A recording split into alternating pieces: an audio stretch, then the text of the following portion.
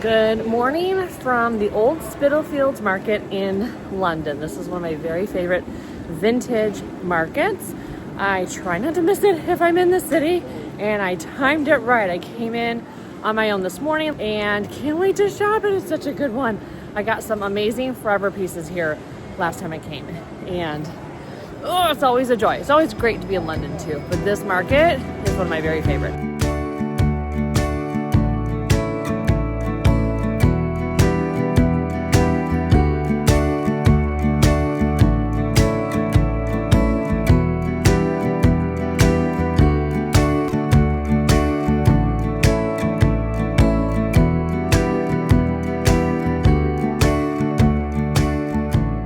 I am on the other side to the vintage, so that's one thing, like if you come here, you gotta pay attention because, well, one, vintage is only on Thursday, and then there's a whole side of it that's like food and crafts and handmaids and tourist stuff, so there's a lot going on here. So you just wanna make sure you go to the right spot. So if you see all the stuff that looks newer, you know you're not at the vintage, obviously, and that you need to go to the other side. I don't know if this looks familiar to you guys, but I have a needlepoint of this that I got in Palm Springs, and this is the actual artwork that it's based off of. The cutest little Florentine box.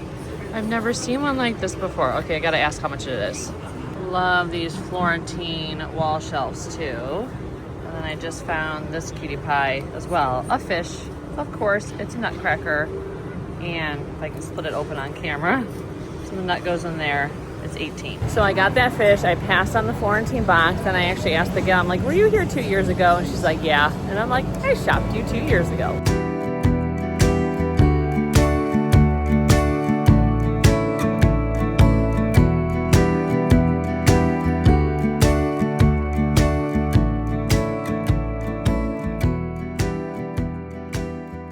I love this wood trivet. And I actually just sold one of these in my booth. So I found this bracelet and I thought it was really cool. So he's just checking on the pricing. But there's so much jewelry here. A lot of costume, but fun stuff nonetheless. Oh, look at that little dog. This is my favorite type of table.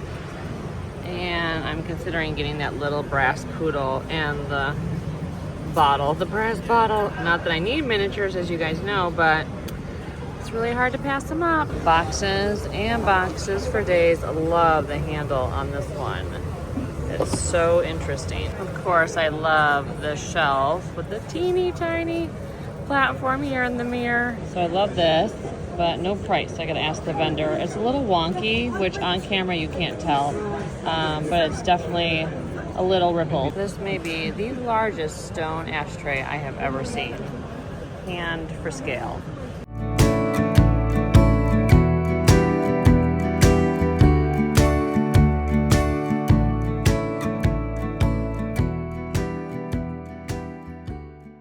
This may be the smallest one of these I've ever found. It's so cute. One thing that's a bit tricky to navigate in Europe is how many vendors hate people taking photos and filming. I have to do it very discreetly. I have to be sneaky, make sure they're not looking or helping someone else. It just makes me crazy, especially in a market like this, because every video and every post promotes the market, and that brings people, to shop, and ultimately they make more sales. But that marketing strategy and free PR is lost on the old timers, especially the men. So really frustrating. This is beautiful. It is alabaster and it's an ashtray. You find a lot of these in Europe. The problem is they're so heavy to bring back. That is a very good lamp. So I just bought this strange little pig for 25 pounds. I could not leave it behind. I wanted to let you guys know that picture that I found with the black wooden frame that didn't have a price. I asked the vendor how much it was, and it was 800 pounds. So passed on that, of course. But you can find some good deals here, but you really have to be choosy. These spoons are adorable, especially this one. So I just stumbled upon all these florals. He said $4.50, which I was tempted by, but I think I'm just gonna get this one because it's painted on the textured side rather than the smooth side. This vendor has some great artwork. I love that lady and that painting and this painting. They're all good. It's so fun to see how old everything is. Some stuff is hundreds of years old here, which just doesn't happen at our markets in the States very often. To find really, really old pieces. It definitely would have had to have come from Europe. Kokeshi Heaven. So I found a vintage gold watch vendor, and they're all 10 pounds each. And so I got this one, which is really cute. I have really teeny tiny wrists, so it's a real treat for me to find a watch that can also serve kind of as like a bracelet. So I'll show you guys again. That's how it looks. Just a vintage Timex. But these types of watches, super popular right now with the young kids. They love them. They're like Apple Watches. Who cares? They want these. And they layer them up on their wrists. So just, if you find these at estate sales, pick them up. If I was back home, I would definitely be getting that cat pillow. These are something I'm always looking for when I'm in Europe. I love them because they hold the little slims and they're just so sweet. And really you can only find them in the UK.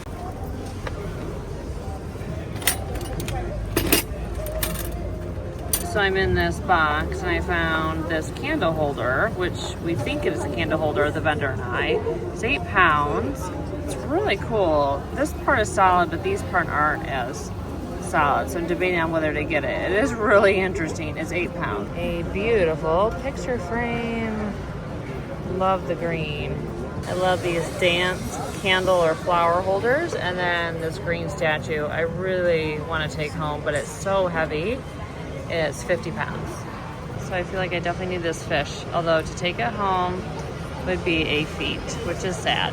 So in this whole market, there is one vendor who always stands out, and he was here 2 years ago, so we chatted. I got a Walter Bossy style piece from him, and he just has all the mid-century goodness. So I always like to stop and have a look and see if there's anything to pick up for me. But he definitely stands out amongst the group because everyone else is very old world, and his pieces are so fun and colorful. This is one of the vendors that I looked forward to hopefully seeing, and she was here again. Great pieces. Loved the display. Has all my favorite stuff in it. So I was very excited to shop her space again.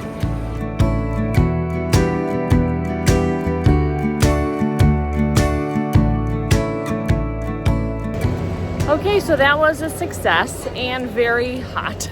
But an angel is giving away free ice cold seltzers. Bless their heart. So I grabbed one of these.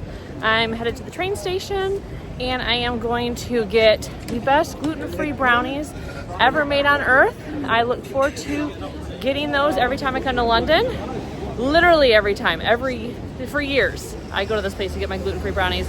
And then that's right near where I actually used to work for a company, and so I'm going to say hi to some of my former colleagues who were in the London office when I was actually in the Detroit office. So it's always nice to go and see them. It's been years since I worked for them, but I always like to keep up with them and see how they're doing, which is so fun. In case you were wondering, these are the brownies that are the best in the entire world. And I might be getting one of each, or double that. Good morning. So I am on my way to Portobello Road, which has a long-standing vintage market. And I'm just crossing the street, hoping not to die before I get to the vintage. And yeah, so I have mixed luck here because it's very touristy, super busy. Prices are higher, but I did find some really good art last time and pieces that I have kept for myself that I just absolutely love. And then a few things to sell. So we'll see. I only brought my small bag with me because I don't want to get my hopes up. So far, picking has been light, but I haven't really gone to the places where I would get most of the stuff in the deals. So I am wearing the same outfit, yes, as the last time I showed up on your screen. And that's because I brought no summer clothes with me. And so I had to go out and buy a dress that was easily washable. And now I'm wearing that every day, basically. Washing it at night and then wearing it again. So getting my money's worth out of it. So anyways, Portobello Road, here I come.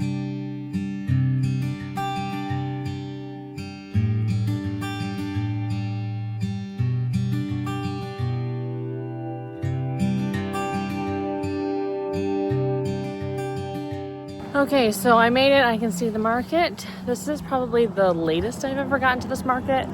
I've definitely been known to get here too early when there are a few vendors. So this time I'm gonna try a little bit later. I'm not like looking for anything specific, you know, just the normal stuff. So I don't feel like I need to like rush there to get all the good stuff before the others do, because it's not that type of market. It is so hot also, by the way.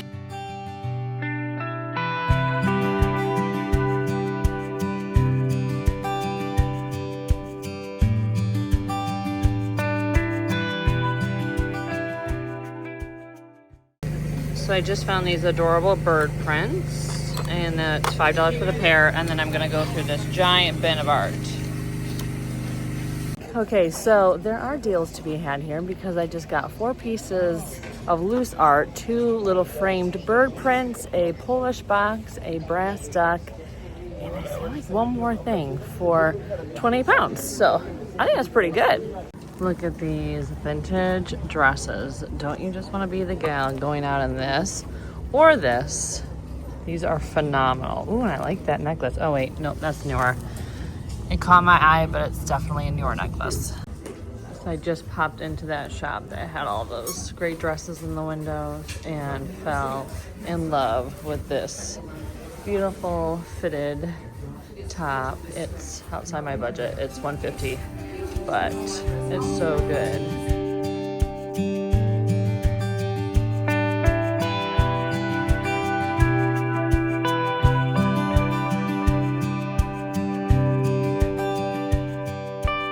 So after walking what feels like a half a mile through food and souvenir and maker vendors, I'm finally at the Core Antiques place, and it's these little alleys and the shops that are on the outskirts, so not where all the tented stuff is. You have to go down into these alleys where everyone has these teeny little spaces just full to the brim with stuff. So I've never seen these colors of Wedgwood. I've seen green and blue, but not the lavender and this terracotta color and the pink. So those are the dogs I collect, and that's the ginger color that is my preferred color of them. I only have one of the big ones, so I feel like I need to find it a friend. I love how these textiles are framed, and they are from the 5th and 8th century AD, which is amazing.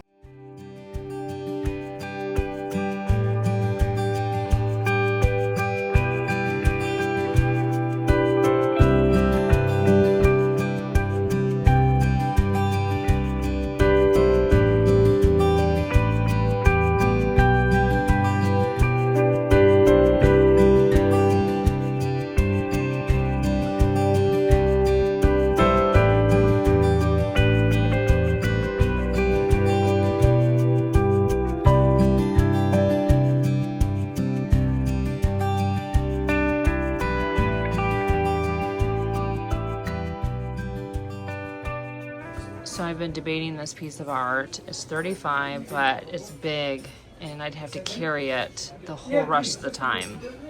So at the vendor that had that really pretty like mountain landscape, oh, I look so sweaty. I got a very unique Kakeshi doll, which he wrapped up before I could show it to you guys. So I will unwrap it and show it to you. But it's one I've never really seen. He wasn't like super cheap. It was 30 or 35. I think 30. Yes, 30. Losing my mind with the heat and the people, but it was 30, which I thought was a great price for one that's so rare. So I can't wait to show it to you guys.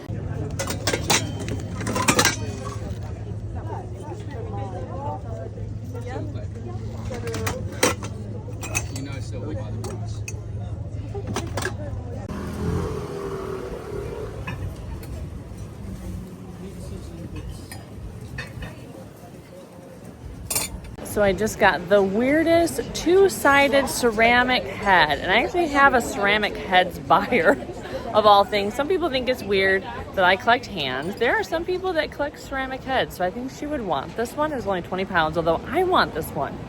Oh, that's the hard part of finding these things. I want to keep them all, especially when you're in a country where you don't see a lot of this stuff. So we'll see what is going to be for sale. I mean, I obviously have to sell stuff because that's what funds trips. So there's actually a queue to get into this vintage shop. This is kind of at the top end, I guess at the top end of the road. Last time I was here, I was the only one because it was so early. I got there too early. But I had the pleasure of talking to the person that owned the shop, and so that was lovely. Apparently, this is the Paddington that Paddington Bear was inspired by. So believe it if you like. I can't validate it, but it looks pretty convincing. So I know I already mentioned this when I was at Old Spitalfields, but the amount of gold watch vendors, like the skinny vintage ones that are not worth really anything, they're not even real gold. There are so many vendors that have those watches, and there are so many 20-something girlies flocking to them. So you guys got to get on the gold watch train here because it is very, very hot. And I do have one of my reselling friends, she mentioned this to me earlier this year that she couldn't keep them in her store. So it is for sure a trend because they are everywhere. So I popped into a charity shop and there are actually some cute things here. I thought for sure that it would be so picked over. These, of course, I zeroed in on because I sell these in my booth. 3 pounds is not bad.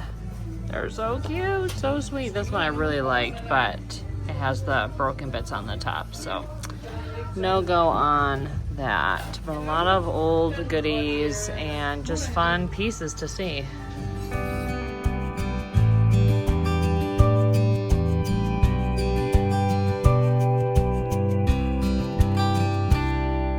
So I am finished at the market, and boy, oh boy, that was exhausting. It's just so hot. There's so many people. I got a lot of great stuff I did not show you guys on footage because it is so hard to film and shop at the same time, especially since the vendors can be a little prickly about filming. So, but yeah, I can't wait to show you some of the things I got off camera that you didn't see. So we're back stateside in my studio space, and I wanted to show you guys the pieces that will be available for you on Etsy, even though some of them are going to kill me to let go.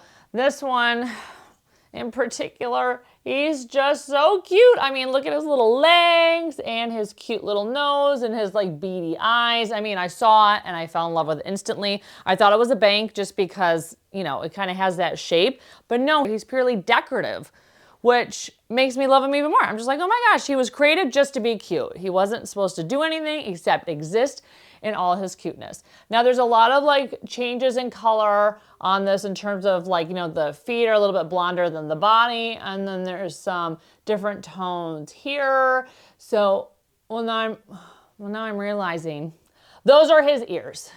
I don't know how I did not realize that before. These are his ears painted on. Now I feel like I love him even more looking at that face. Oh man, okay. No, I promise I'm gonna sell him.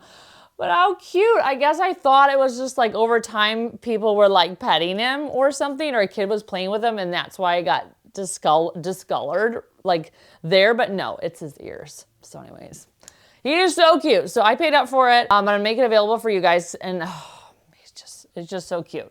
The other thing that I make available that I also want to keep, because you guys know I love the weird and the wonderful, is this like very scary like face ceramic sculpture. Now I know I'm like hitting you with, oh, so cute, and like scaring you to death with something like total contrast. Like these guys, scary. But how often do you find a ceramic head that has two sides to it? It is kind of like, you know, more like rough on the bottom, but it is flat, so it sits on a surface just fine. And of course, look at the versatility. You could have this guy today, you could have this guy today, whatever your scary desire is. So I thought it was awesome when I picked it up. And again, I'd like to keep it, but I'm gonna make it available. So you're welcome. Just in time for Halloween, a super scary ceramic sculpture. But the rest of the stuff is actually not scary. It's nice stuff. So that was the scariest piece of the haul, at least I think. I did pick up some loose art, which I always get in Europe because loose art, especially like watercolors, tend to be undervalued in comparison to other types of artwork. Charcoals as well. I think this is actually more, I can't tell if this is like partial charcoal and watercolor, but I thought these were really great. I'm gonna sell these in my booth. I'm gonna put them in sleeves. if I can get around to that project. And then this was actually on like some sort of cardboard, but I thought the colors were really lovely. And any type of still life like this, you know, they sell. So yeah, these will probably go to my booth unless one of you guys really wants them, and I can try to price it individually and then ship it out in like a tube or something, which I've actually never done. I've never shipped a print in a tube. So I don't even know what the pricing like that would even look like. But loose art always for the win, because it is the most affordable art you'll find in Europe. So I also pick up a lot of art on board, and this one I thought was some sort of print just because it's so flat. But then when I got up close to it, I realized that no, those are actually brush strokes.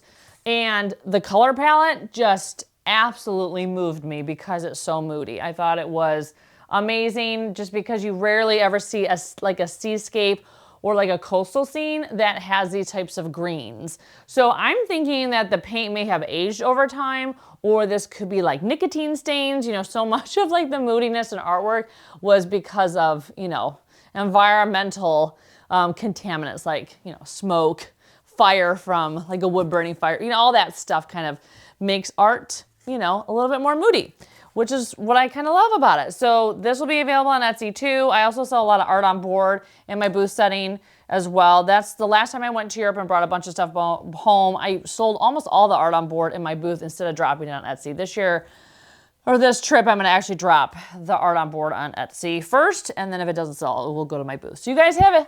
You guys have first dibs on this, but I thought it was really, really great and unusual. And this was actually quite reasonable. I got this at Portobello Road, and that whole area is super touristy. It's very expensive. It's absolutely worth going to, because I have gotten really good steals on original art and other types of decor items, you know, all the times that I've gone throughout the years. And even, I mean, this was very reasonable, and I think this was worth picking up. But you should go there knowing that you're in London, and you're on one of the most popular, you know, streets and in the most popular market for vintage, basically in London. Same thing with Old Spitalfields. Like, the people who are vending there know what they have. And so you're not, you know, as likely to get as good a deals as you would be going to like the outskirts or any of the rest of the UK, basically, outside of the most expensive part of the UK, which is London. But I was really excited to actually find at least a few pieces. I was hoping for, of course, a bigger haul, but, you know, trying to shop when the dollar isn't as strong as the pound and knowing I have to bring this stuff back, you know, in my suitcase, you know, I wanted to make sure I was picking up things that made sense from a profit margin perspective. And so that kind of puts a damper on sourcing a little bit. So the last time I went to Europe, especially the UK, the pound and dollar were closer together. And so I wasn't paying up for things as much as I definitely paid up for things just from the exchange rate perspective this trip. This portion of my London, because I have a whole huge London market video that's coming up. There I did get some really good deals, and you're gonna be like blown away by some of the stuff that I got. But shopping in the city, definitely expensive. So another thing I think you're gonna be surprised I'm gonna sell is this Kakeshi doll. Now actually I'm thinking, did I even show you this on footage? I may not have showed you this because I was negotiating with the guy and he wrapped it immediately. So I actually don't think you may have seen this. Okay, so if I haven't, surprise. I got this Kakeshi doll on Portobello Road, and I did pay up for her, but I have never seen a blonde one like this before. And this was kind of before I got my big like box of Japanese Kakeshis that you guys just saw the haul of. If you haven't watched that video, it's really fun to see all the ones that I got and the unboxing of them. But this one I bought for me, and then I decided, you know, the like really plain ones like this that don't have any sort of color are not really my style, and I'm really trying hard to like be very limited in the like the type that I like, because Kakeshis come in so many varieties, especially if you watch that video or if you're familiar with them, you know. And so it's very easy to just collect them all, but I'm trying to be really good and narrow it down. So this will be available on Etsy. She's an oldie and very unique. And so I know someone who collects them like me is gonna love her. So a few more things that are kind of small. So I got these framed prints of birds. So they're not original art, they are prints, but I thought they were really, really pretty, especially together. They're very inexpensive. And, you know, they're definitely old. You look on the back, they have the little hook. They're from, 1977. So definitely vintage. And I thought that even though they were prints, I thought they were worth picking up because just the framing and the vibe of them was really good. So these will be available on Etsy. And then this fish nutcracker, which you guys know me, I love a fish. This, I've also decided not to keep. How am I even doing this? How am I letting this stuff go? I must have lost my mind. So I'm gonna make this available too. I'll probably list it on Etsy, and then if it doesn't sell, it definitely will in my booth, because I feel like every nutcracker I put in my booth sells. I don't know how many people are out there really cracking nuts like that, or are they just using them because they're cute? Maybe that's why they're buying them, like I am, because it's cute. Not that I'm ever cracking nuts. We're a household of nut allergies, so we can't. Anyways, moving on. So this beautiful painting, I am also probably gonna sell. Oh my gosh, I think I've had a stroke. I'm saying these words to you and I'm like, do I mean them? But no, I think I'm gonna try to make this available. I also paid up for this.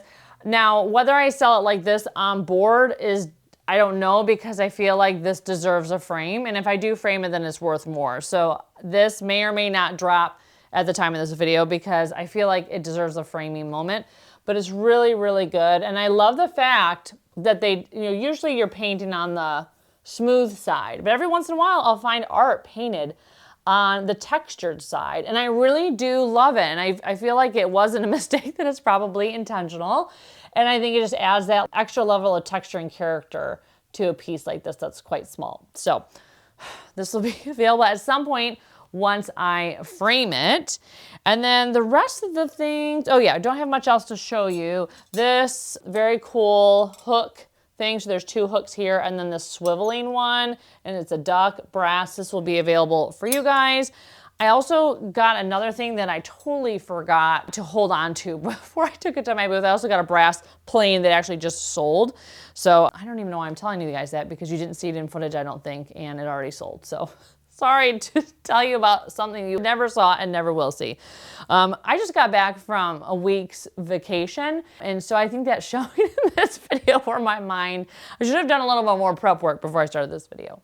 I also picked up this for me, because you guys know I love miniatures, and how cute is this little miniature thing. I thought it was adorable. So the final thing I have to show you is this cherub or Cupid. Now, I have sold several of these recently, and you may recall if you've watched some of my videos, I on a whim decided to pick up a bunch of them after looking up comps, and they are actually worth a lot. They come from Europe, especially like the wood ones like this. And they sold out in a flash for really good money. So when I was on Portobello Road and it was the end of the day and I hadn't gotten as much as I had hoped for, I saw this and I was like, okay, I know for a fact I probably can sell this guy.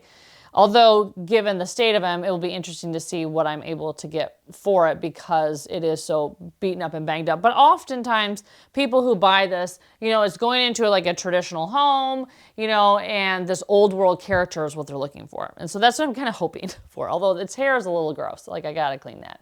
Clean that hair. So when I shop in Europe, I do kind of a combination. I look for things that I never see, of course, because that's why I'm going over there to shop, is I want to find stuff that I don't see, and so I can get excited about things that are new or older. But I also look for things that I know are a guaranteed sell, especially if they're smaller and easy to pack up. So that's like brass bells for me, something like this. Certain pieces that I know I can list it and sell it very quickly. I tend to pick up a combination of that stuff too, just in case the things that I'm taking a gamble on picking up that I'm not sure, like, ooh, is it going to, sell for the amount that I want, then this kind of helps offset that. That's kind of my strategy when I go shopping overseas. So anyways, this is gonna be available for you guys on Etsy. But yeah, it's a cute little face. I feel like faces are part of the theme of this haul.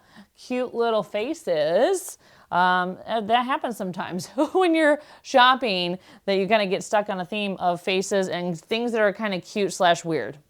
Like anything little child is kind of always a little weird to me. I don't know why. Probably there's just so many horror films that are kind of themed around that. Anyways, kind of a weird way to end the video. Well, thank you so much for watching. If you have any questions about shopping Old Spitalfields or Portobello Road, like if you're traveling there and you have some questions on it, feel free to put them down below or send me a message. Like I always say, even though London is expensive and those venues and shopping events are expensive, they're always worth going because I feel like, especially if you're not looking to resell the items and you want just something special for your home, you're definitely gonna find something because there's just too many good things. So everything that's gonna be listed on Etsy is linked down below. And if you don't see it, just send me a message because it could be that I did not get it up in time. Oh, wait a minute. One more thing to show you.